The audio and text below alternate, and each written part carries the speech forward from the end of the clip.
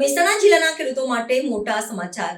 હવે મળશે 10 કલાક વીજળી। ભૂપેન્દ્ર પટેલ સરકારે કેબિનેટ બેઠકમાં ખેડૂતોના હિતમાં લીધો મહત્વનો નિર્ણય। વરસાદમાં ખેંચ ધરાવતા વિસ્તારોને આપી વધુ વીજ પુરવઠો। અગાઉ સૌરાષ્ટ્રના 11 જિલ્લાઓમાં પણ અપાયો હતો 10 કલાક વીજ પુરવઠો। આજે મળેલી કેબિનેટ બેઠકની અંદર ગત કેબિનેટની અંદર જે નિર્ણય થયો હતો કે વરસાદ ખેંચાયો છે અને ખેડૂતો વીજળી માટેની માગણી કરતા હતા, એ 8ની જગ્યાએ 10 કલાક સૌરાષ્ટ્રમાંથી માગણી આવી હતી અને એના પછી કચ્છમાંથી પણ આવી હતી।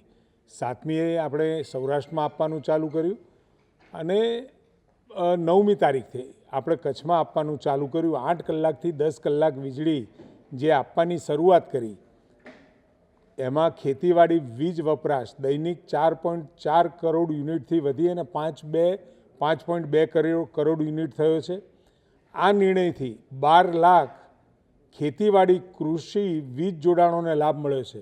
મહેસાણા જિલ્લામાં પણ માગણી આવતા ખેતીવાડી વીજ પુરવઠો 8 કલાકથી વધારી અને 10 કલાક કરવાનું આયોજન થયું છે અને આ નિર્ણયથી મહેસાણા જિલ્લાના 43,000 જેટલા વીજ કનેક્શનોનો એ લાભ થશે અને એ વીજ જોડાણોને 8થી 10 કલાક એમની વીજળી મળશે।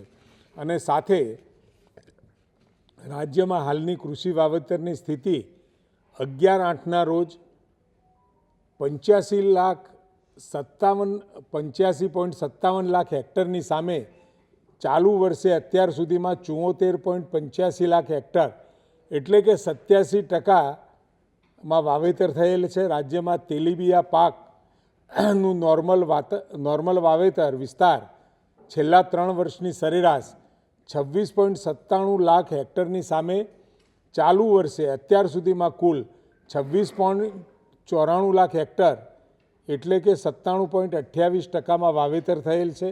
મગફળીમાં 3 વર્ષની સરેરાશમાં 17.50 લાખ હેક્ટરની સામે ચાલુ વર્ષે અત્યાર સુધીમાં કુલ 20.54 લાખ હેક્ટર એટલે કે 117.32%માં વાવેતર થયેલ છે। કપાસમાં છેલ્લા 3 વર્ષમાં 25.34 લાખ હેક્ટરની સામે ચાલુ વર્ષે અત્યાર સુધીમાં કુલ 20.58 લાખ હેક્ટર એટલે કે 81.23%માં વાવેતર થયેલ છે। રાજ્યમાં ધાન્ય પાકનું નોર્મલ વાવેતર વિસ્તાર 13.76 લાખ હેક્ટરની સામે ચાલુ વર્ષે અત્યાર સુધીમાં 12.88 લાખ હેક્ટર એટલે કે 93.63%માં વાવેતર થયેલ છે।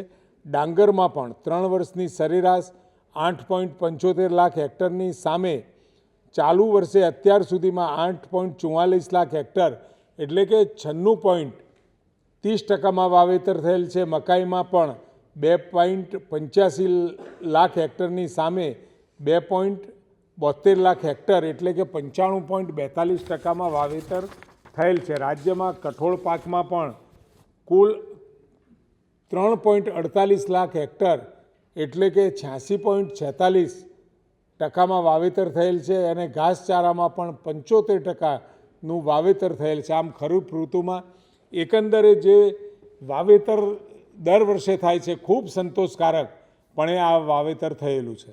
અને સાથે પોરબંદર ખાતે આચાર્ય દેવવ્રતજી અને આદરણીય મુખ્યમંત્રી શ્રી ભૂપેન્દ્રભાઈ પટેલ સાહેબ ત્યાંથી ધ્વજવંદન કરવાના છે અને 174 કરોડના 43 જેટલા વિકાસના કામોની ભેટ આપવાના છે।